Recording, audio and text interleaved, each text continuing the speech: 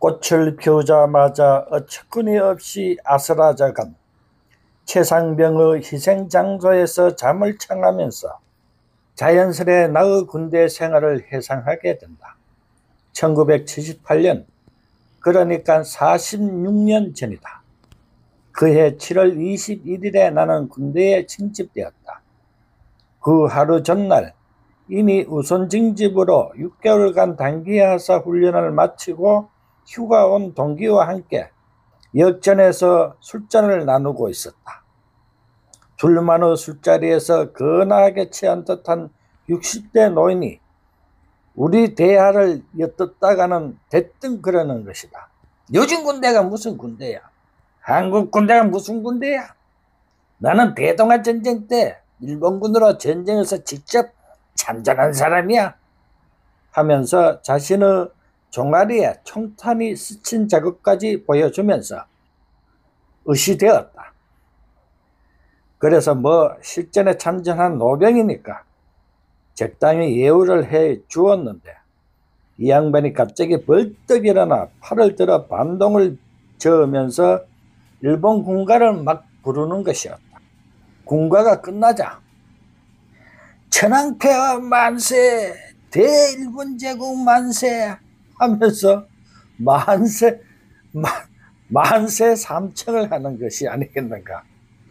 해방된 지 30년이 넘은 시기였다. 실제로 우리나라 국민들 중에는 이런 내가 없는 인생들이 존재한다. 최근에는 그런 존재들이 희한한 분위기를 타고는 정체를 서서히 드러내고 있는 현실이다. 유난히 더위가 심했던 78년도 한여름에 논산훈련소에 징집되어 신병훈련을 받고 1288, 3848호 군번을 목에 걸고 대전에 있는 육군통신학교에서 후반기 교육 6주를 받고 나서 주특기 324 해안 레이더 관측병으로 충남 서산 해안으로 자대 배치를 받게 된다.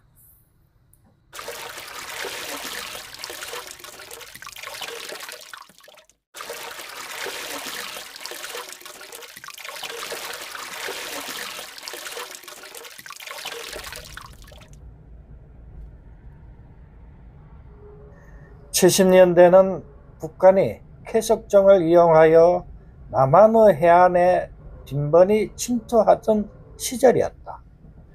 그 캐석정은 시속 230노트의 빠른 속도로 이동하기 때문에 열악한 우리 해군의 장비로서는 추적조차도 힘들었을 것이다. 그 캐석정에 장착된 엔진이 일제였는데 우리 정부는 일제에게 항의를 하게 된다. 그러니 일본 정부가 하는 말이 그 캐석정을 100% 잡을 수 있는 해안 레이더가 있습니다. 이 레이더를 사용하면 북한이 다시는 침투하지 못할 겁니다. 그러니 이 레이더를 사가시오. 그래서 남한의 3면의 해안선에 창설된 것이 해안 레이더 기지였고 레이더의 스코프에 바다는 검게 나타나고 배는 하얗게 점으로 나타난다. 그 점이 크면은 톤수가 큰 배고 점이 작으면은 작은 선박이다. 이 점으로만 나타나는 모든 선박 중에 그 중에 간첩선이 어느 것이냐고 판별하는 방법은 대체로 간첩선은 5톤 미만의 작은 선박이다. 그리고 빠른 속도로 변화무쌍한 경로로 해안선에 급격히 접근을 하면 일단 의아선박으로 분류하는 것이다. 의아선박은 육해 공군 합동작전으로 선멸하게 되어 있는 것이 이 해안 레이더의 시스템이다. 70년대 말 복무기간 33개월의 군 복무를 마치면서 많은 일화가 있었지만 역사적인 사건도 함께 겪었었다. 그것은 대통령 박정희의 시해 사건이었다. 1979년 10월 27일 야간 근무를 마치고 늦은 기상으로 눈을 떴을 때는 이미 많은 병사들이 TV 앞에서 경악하고 있었다. 박정희 대통령 유고. 듣도 보도 못한 단어 유고. 그것은 엄청난 충격으로 다가왔다. 보병들은 완전 군정한 상태로 분주하게 움직였고 멍하니 위장막에 기대어 있는 나의 어깨를 짓누르는 것은 전쟁에 대한 공포감이었다. 10월 말 한층 가늘어진 가을 햇살의 분위기가 그 공포감 위에 얹혀졌다. 절대권력은 절대 부패하기 마련이고 어처구니 없이도 박정희는 자신의 최측근의 총싸움에 운명을 다하게 되면서 세상은 빠르게 용솟음 쳤었다. 이른바 서울의 봄으로 상김씨가 전면에 등장하는가 싶었는데 12.12 사태와 강주 5.18 그리고 계엄과 계엄 최고와의 사임으로 11대 대통령이 된 전두환, 그 전두환이 다시 12대 대통령이 되고 나서야 1981년 4월 21일 나는 제대를 하였다. 그리고도 40년이 넘게 우리 현대사는 진행되고 있고 그 사이에서 나는 늙어가고 있는 것이다. 불길 같은 새 역사가 사회에서 쓰여지는 동안에도 군대 막사는 또 다른 일상이 계속되었다. 레이더 기지의 기지장 한상수 준이는 존경할 만한 창군인이었다. 한 번은 운영대장 박영식 소령이 기지 안에서 기지장 조인트를 막 까자 한준이가 왜 이러십니까? 부하들 보는 앞에서 제가 잘못한 거 있으면 행정 처분하십시오 하는 용맹스러운 항의를 하는 장면은 잊을 수가 없었다. 한상수 준이는 정년 퇴직을 하고도 군속으로 대전통신학교에서 근무한다는 소식을 듣기도 했었다. 레이더 기지가 있는 언덕 아래에는 외딴 집이 한 채 있었는데 강대뼈가 유난히 붉어진 늙은 가부가 시어머니를 모시고 사는 기자 엄마였다. 부대에 면회가 오면 군인들에게는 그 집은 면회실이 되기도 했고 밥집이요 여인숙이 되는 집이기도 했다. 당시에 여중생이었던 기자는 군인들이 득실거리는 환경에서 일찍부터 손을 타기 시작하였는데 보병 모 하사가 기자를 으슥한 것으로 유인해서 채 덜 익은 젖가슴을 주물럭거리고 있을 때에 기자 엄마가 부르는 소리에 기자는 하들짝 놀라서 급히 일어섰고 흥분이 한참 고조되었던 그 하사는 엉거주춤한 자세로 대책 없이 아랫도리로 하얀 액체를 뿜어냈다는 그 장면은 나의 소설 수코지의 한 장면이다.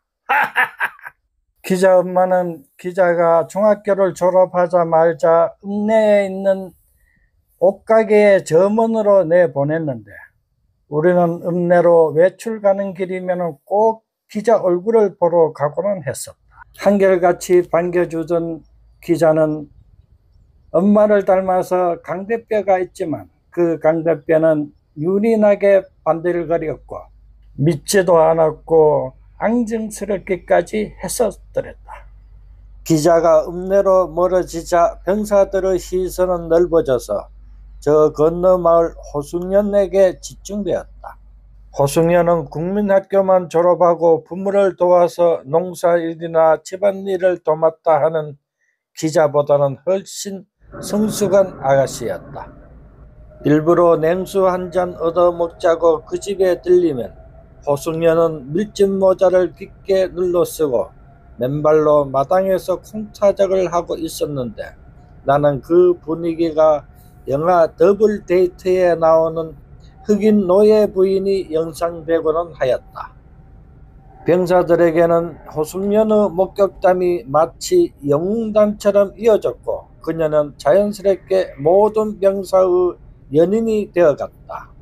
그러던 중에 스님 조홍제가 그 집에 은밀히 침입하는 사건이 생겼고, 그녀의 아버지의 강렬한 항의에 기지장은 조홍제를 영창 보내니 마니 하면서 큰 홍역을 치러야만 했었다. 호숙녀는 기자처럼 만만하지가 않았다. 모든 병사들은 마음에만 품었지 어떤 사소한 행동도 조심스러울 수밖에 없었다. 어느 날 어느 때 운영대 전령 업무를 마치고 돌아오는 버스에서 늘씬한 몸매에 화려하고 챙이 넓은 여름 모자와 정갈한 옷차림의 아가씨를 발견하고 어쨌거나 그녀의 옆자리에 앉을 수가 있었다. 그런데 그녀가 바로 호숙년이었다. 동네에서 보아온 모습과는 전혀 다르게 호숙년은 여성지 표지 모델과 같은 모습이었다. 나는 한껏 점잖을 위장으로 하고 최고의 신사의 모습으로 그녀와 대화를 나누면서 1시간 이상의 버스길이 된 행운을 얻은 셈이다. 버스 정류장에 내려서도 우리 둘은 30분 정도는 걸어야만 하는 길이다. 나는 온갖 잔머리를 동원하여 후사를 도모할 작정이었다. 급하지 않게, 무례하지도 않게 조심조심 나의 아내가 될 것만 같았다. 그녀의 반응도 어느 정도 호의적이란 걸 느낄 때쯤 나는 마른 침을 삼키면서 마음에 박힌 말을 막 꺼내낼 참인데, 불현듯 노뚜럭에서 암소를 앞세우고 전기를 얹은 지게를 진 중장년이 불쑥 나타났는데 그는 그녀의 아버지였다. 하마터면 조홍제가 영창을 갈 뻔한. 그리고는 제대하는 날까지 호숙년과의 인연은 깎아지른 절벽과 같았고 지금에 와서 아슬아슬히 추억할 뿐이다.